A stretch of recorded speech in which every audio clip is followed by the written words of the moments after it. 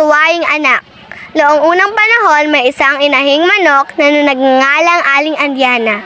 May 3 siyang anak na sisiw, sina Andrew, Andrea at ang nakababatang kapatid na si Andre. Sila ay naninirahan sa ilalim ng punong nara. Habang naglalakad patungong tahanan ay nagpapayo ang kanilang ina. Puk-puk-puk-puk!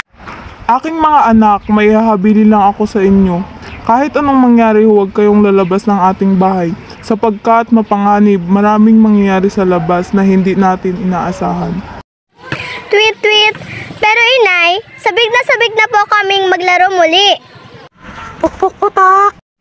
Hindi na dapat kayo naglalaro sa labas ng ating tahanan dahil mapanganib. Nang nakalis na ang kanilang ina, palihim na tumakas ang magkakapatid. Tweet, tweet! Ang bili ng ina, huwag tayong lalabas, pero sinuway pa rin natin siya. Tweet, tweet! Huwag na kaya nating ituloy. Bumalik na tayo sa ating tahanan, baka may mangyari pa sa ating masama. Tweet, tweet! Di bumalik kayo, basta ako maglalaro lang ng masaya. Ang saya kayang maglaro. Tweet, tweet! Hindi kami babalik sa ating tahanan hanggang hindi ka namin kasama, kuya. Kahit na may pag-aalinlangan silang magkakapatid dahil nga ang sabi ng kanilang ina ay mapanganib, pinagpatuloy pa rin nila ang paglalaro at sila'y masayang masaya. At sa kanilang paglalaro, may narinig silang kakaibang tinig na nanggagaling sa itaas. Tweet, tweet! Umuwi na tayo, kuya. Baka kung ano pa ang mangyari sa atin dito. Tweet, tweet! Huwag kayong matakot. Magtago na lang tayo dun sa damuhan. Tweet, tweet! Kuya, natatakot talaga ako. Sa kasamaang palad, narinig ng isang malaking agila ang tinig ng magkakapatid at agad itong hinanap kung saan ba nanggagaling ang tinig na iyon. Kwak! Kwak! Nasaan kayo? Naririnig ko ang inyong tinig. Alam kong nariyan lang kayo nagtatago. Sa kasamaang palad, nakita na ng agila ang magkakapatid. Tweet, tweet!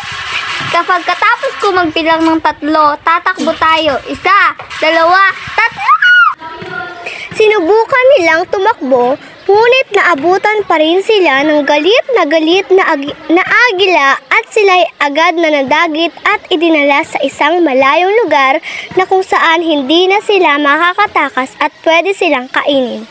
Ilang sandali pa'y dumating na ang kanilang ina sa kanilang tahanan at agad hinanap ang kanilang mga anak na iniwan niya sa tahanan.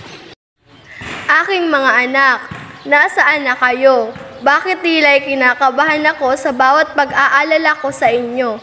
Hindi ba sinabi ko sa inyo na kahit anong mangyari, huwag kayong aalis ng ating tahanan sapagkat napakadelikado ang kalagayan sa labas? Puk-puk-putak! Batid ng kanilang ina na napahamak na sila dahil sila'y sumuway sa mga payo na ibinili niya. Kaya hinanap niya ang mga ito dahil nananalig siya na matatagpuan at makikita pa niya ang kaniyang mga anak.